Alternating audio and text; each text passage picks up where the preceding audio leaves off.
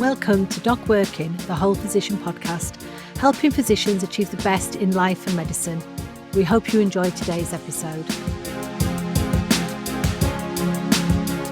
Your life becomes fused to what we do, and it's very hard, especially for physicians or healthcare workers, to say, well, I've done this all my life, and maybe that's not what I need to do now.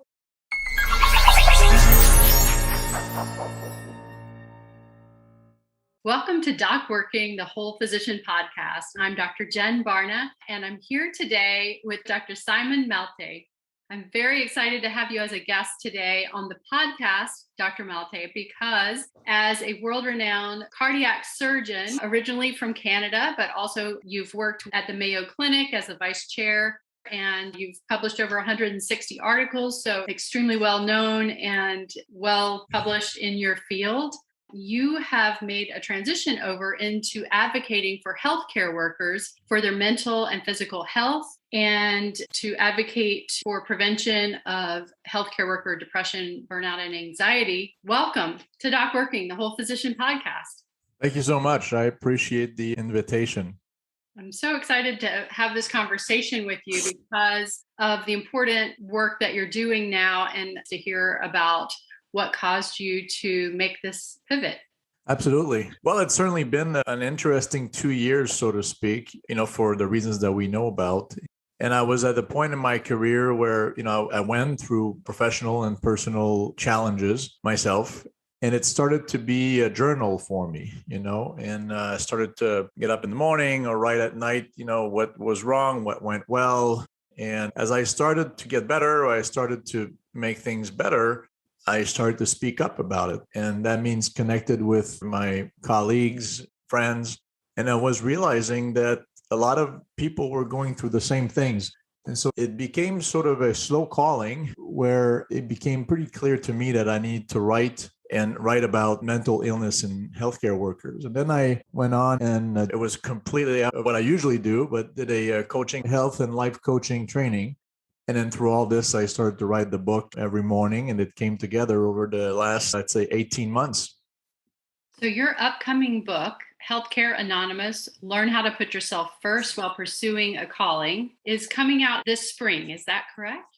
That's right. So it's now available in pre-order on all the usual suspects, and it will be available April 5th is when it's coming out. Fantastic. So would you mind telling us a little bit about your personal journey? You mentioned that you went through some difficult times, and I know as a physician, sometimes it's difficult to talk about that. Yeah, I'm absolutely willing to do that. And it's part of the process, right? The book is going through some of that as well. I was reading recently the book from Matthew McConaughey, but I had a lot of green lights in my life. I went through school pretty easy. Med school was easy. Went to the hardest possible specialty I could get in, was very successful at it. Graduated very quickly to be an associate professor before 40, vice chair of departments and world-leading institutions. But then slowly, things were chipped away, whether it was personal or professionally. I had less and less time for myself, for my family, for my son. I thought I could keep it all together, as we all think. And then gradually, it started to affect my professional career, my decisions, my ability to work. Of course, being 50 to 60 pounds heavier makes it harder to go through your days every day. And started to have a bit less of empathy for people I care for. These are sort of early sign of burnout. And all of a sudden really had this moment where something needed to change and change sort of quickly. I wouldn't say overnight because that's sort of cliche, but I decided to make a transition and let go and start saying no, and then leaving a lot of my responsibilities and things I had to do, not clinically, but professionally. I used to travel 50,000 air miles a year for meetings, for presentations, for publications. I always had something to do. And then I was president of the International Society of Heart and Lung Transplant. Just decided to stop. And it was hard, to realize that the profession that had brought you so much and that is bringing you so much still is slowly destroying you in some ways. And then to me, for others, it will be different. And we talk about this in the book. For me, it was realizing, and that's what we go and describe in the book, that I've had developed healthcare disease. And that's sort of a weird thing to say because in some ways, the system that heals you is making, in some ways, also people that work into it sick. And for me, it was to realize that the mechanism I had developed, the models I've had over the years, my personality traits, the things I had acquired over the last 15 years were slowly impacting all aspects of my life. From one day to the other, I started to peel off. I took almost 6 months off in Thailand by myself, sold everything after changing profession and start over. And the book is sort of this story about the last sort of 3 to 5 years, but mostly, what I went through personally and putting it all together and like what I see as maybe a process that a lot of us, and I'm talking about physicians, but healthcare workers and healthcare workforce go through at some point in our career. And I was also very tired to see other people going through things and not knowing where to go, whether it's burnout, whether it's even clinical manifestation of stress and anxiety. I've had colleagues that unfortunately passed away from that. I think and we so, all have. Yeah. And so it became a necessity for me to just act upon it. And in the book, it's fairly easy sort of describe as a disease where I see the event, whether it's burnout or anxiety or depression or any other of those sort of addiction development, alcoholism, or the end result of something more chronic and that we acquire. It's hard for us to rewire our brain to sort of see things differently. And we feel like we need to continue. And then in the middle of the book, we have almost 20 healthcare workers that have been nice enough to share their story. We separate them in 4 different classes. And then towards the last part of the book, we give steps for potential recovery and what helped me throughout the process. So how long would you say the process was that you were feeling the symptoms of burnout, which you describe, before you actually sort of woke up and realized this is something I have to address? How long would you say that process was in retrospect? Right. Retrospectively, it was probably a longer process than I actually think it is, but it hadn't been going quite right for, I'd say, a couple of years. I was still, for lack of a better term, at the top of my game, meaning I was doing, 400 surgeries a year. I was on every single committee. I was publishing a paper every 2 weeks, had a lot of accolades. But then there are other places in my life where sometimes I made a wrong decision personally. Sometimes I would make decisions regarding my family that wasn't perfect, and retrospectively wasn't the right one. And then sometimes with patients too, I would have devastating consequences of surgery. Sometimes you have complications and things. And it used to really be a moment for me to introspect, to write down what happened, to look at the steps and try to make it better. But it became a bit this job that, is part of it. A patient was sick. And so looking back, I think the symptoms of a problem were there before. And it's hard to explain how it sort of came together. But I would say that it's like I was looking at myself from the outside in. And at some point, I realized that, I was the one in the highway sort of driving the wrong way, right? And then for people like me, because in some ways, what I do is heart surgery, it takes a fair amount of confidence and ego. I mean, it's not a secret. Heart surgeons have egos that are sort of hard to deal with usually. But mine was pretty big. And the parts that have helped me get to where I am, the ego is sort of a catch-22 thing where the parts that help you oftentimes will have an impact on other things in a not a so positive way, the competition, the self-criticism. So those things gradually sort of took a lot of place when I said, well, if all these things are happening, and don't get me wrong, they're happening to other people, but, the common denominator is me, And that was sort of the realization at some point that I needed to refocus. I needed to look at the values. I needed to take a pause to reassess what I was doing and how I was doing it. I want to take a moment, as you pointed out, to thank our families, by the way, who do make huge sacrifices that often go unrecognized. As we try to be everything we can be at work, you do often take a back burner. All of this, especially with someone who's so incredibly driven, and I can't imagine how you managed to accomplish as much as you have. But I'm wondering whether this process has had you redefine the meaning of success in any way. Yeah, and that's a very good comment and question. I think the success part is not only redefined through that, because you were talking about family, and I think that's critical. And when you face those challenges, the system is pretty good about pointing it out. When you're sort of at the point of burnout or there's a problem with a patient or you're addicted to something, there's a system in place in the system to help you. Now, it's just a moment in time where a lot of it is to, check boxes from an HR perspective and make it better. If you really want to truly make a change, there's got to be a question you need to ask yourself whether you're in the right field and you're in the right space and whether this lifestyle is appropriate for you. And you're right, when you do all these things, your life becomes fused to what we do. And it's very hard, especially for physicians or healthcare workers to say, well, I've done this all my life and maybe that's not what I need to do now. And that part is hard, not only just conceptually to say, I'm going to do something different, but also personally, right? You studied all these years, your mom will be disappointed, your friends will look at you, you have this second degree gratification from society about work, about things like he's a doctor, why do we want to do something different? And so for me, redefining success was important, what it meant for me. And that changes over time, right? And realizing that maybe now the success is, having a good day with my son, going to Universal Studio with him. And then tomorrow will be to maybe feel better about my health and overall maybe treating a complicated patient. And so not always defining success with the amount of cases you do, the amount of papers you published, and then realizing that that's okay. Now looking back, I loved what I do and I still do, and I still publish, not as much, but I still do.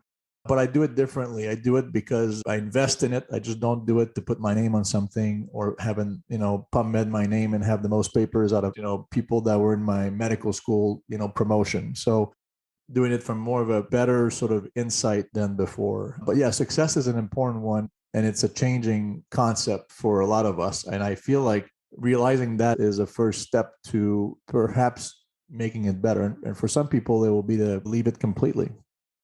So that's a good point as well. I think a lot of us tend to think in black and white. So it's like you're either all in and publishing, in your case, to the greatest extent that you possibly can personally, in your case, which is at a phenomenal level, and you're doing an incredible number of surgeries.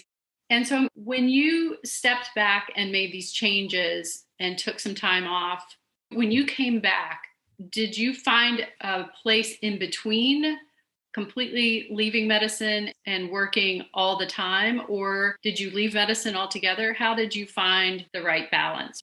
Right. When I took a step back, day was filled with time. It's amazing.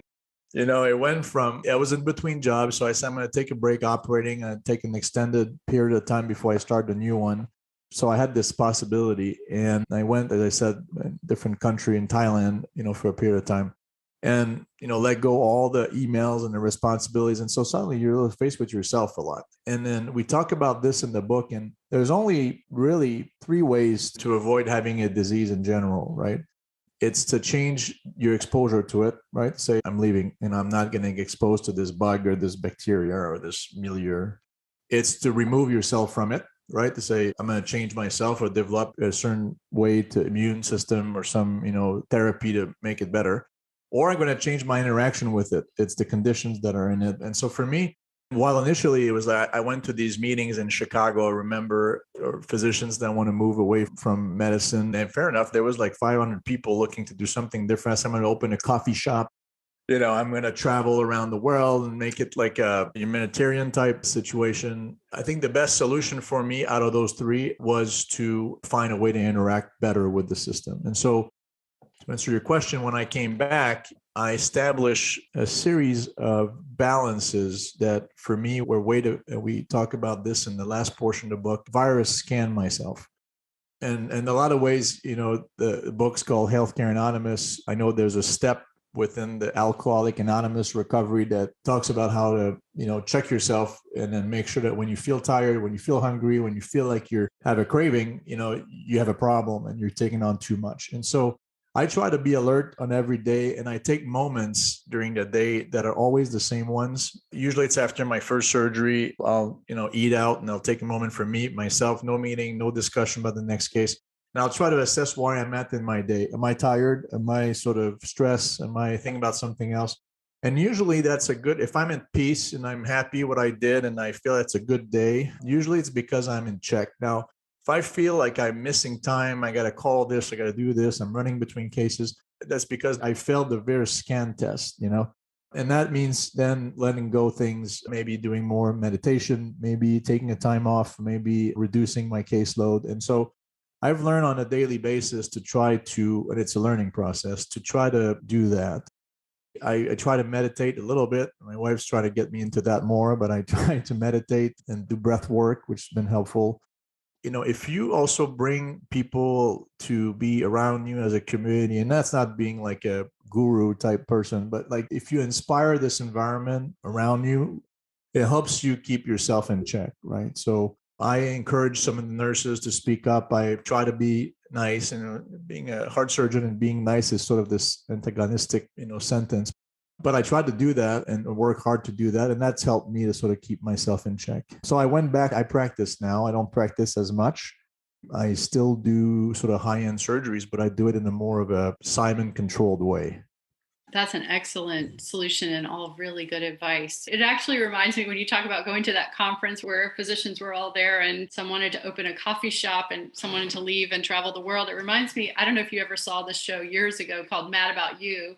But I remember when I was a medical student, I used to watch it. And the main characters in the show had a friend who was a cardiologist, and he quit his job and went to work in a coffee shop as a waiter or in a restaurant as a waiter. As a medical student, I remember watching that and thinking, that is so ridiculous. No doctor would ever do that. And now, of course, I can completely understand why someone would want to do that and maybe step away and remove that immense responsibility, Absolutely. When you get to this point where your identity is challenged, where all you've learned is you're afraid of talking about it because you feel being judged. We had so much conversations with one of my friends who was going through similar process to say, why don't we just open a coffee shop and then just be our own bosses? But the reality is, if you don't treat the problem, right, you're going to carry it to whatever you're going to accomplish. And it's hard because we talk about character traits in the book, how we develop our character traits, and basically between 15 and 30 years old. And after that, everything's pretty much fixed. Well, while we're in medicine or training, that's where we're on call. We are at the hospital all the time. We learn how to, react a certain way without having the maturity to do it. And so I wonder sometimes, and I wonder at the moment, whether some part of medicine would have been a better fit for my skills. It would have been recognized before that maybe heart surgery wasn't the right choice, for my personality. Maybe I would have done something different that would potentially be more fulfilling, or avoid being in this sort of process at 40 some years old, and that's part of education, maybe some education we need to bring earlier on in training and in the hospital system.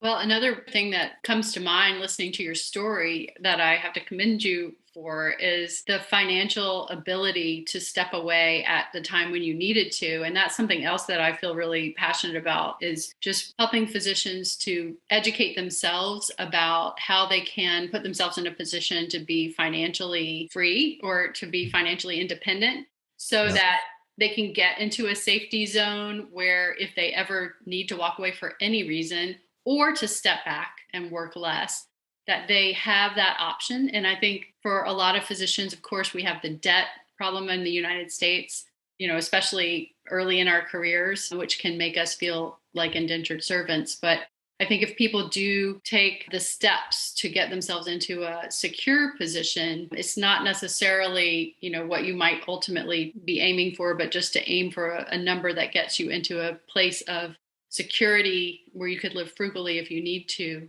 That, I think, gives a lot of peace of mind. And so even if you don't walk away at all, but you then have the peace of mind to feel like you're in control, gives you a little bit more, I think, power to come back around to maybe help fix some things in your own world or in the system that might be broken, as opposed to feeling overwhelmed by those things, or to be at the table, I guess, with some potential solutions.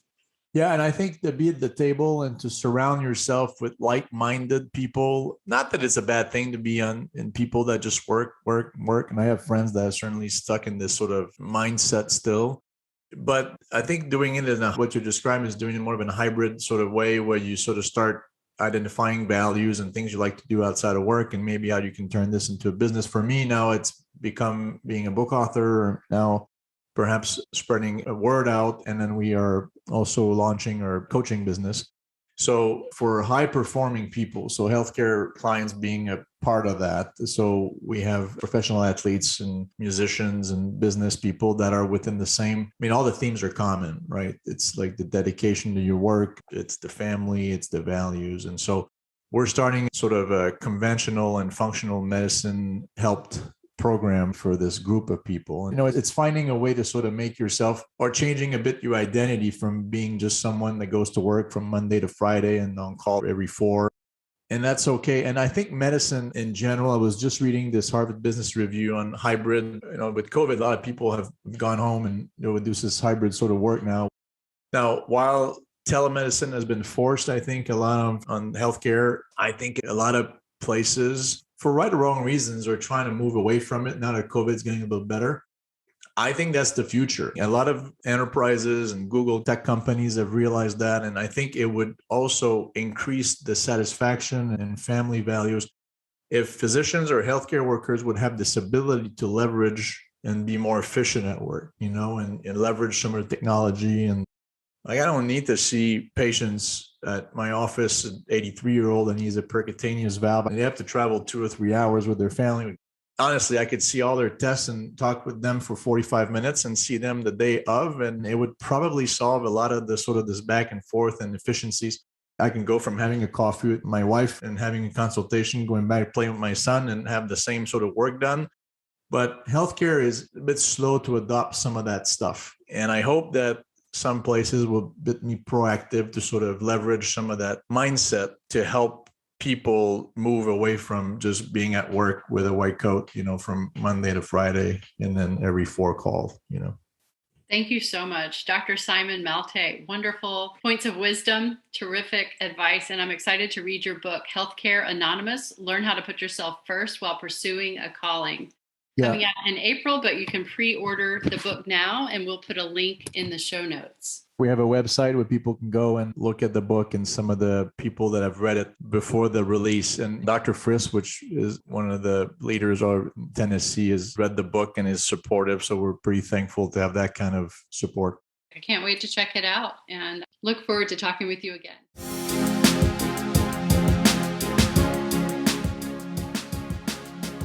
Thank you for listening to DocWorking, the Whole Physician podcast. If you like this episode, please give us a thumbs up and hit the subscribe button to be notified of future episodes. You can find more resources to help you achieve the best in your life on our website, docworking.com.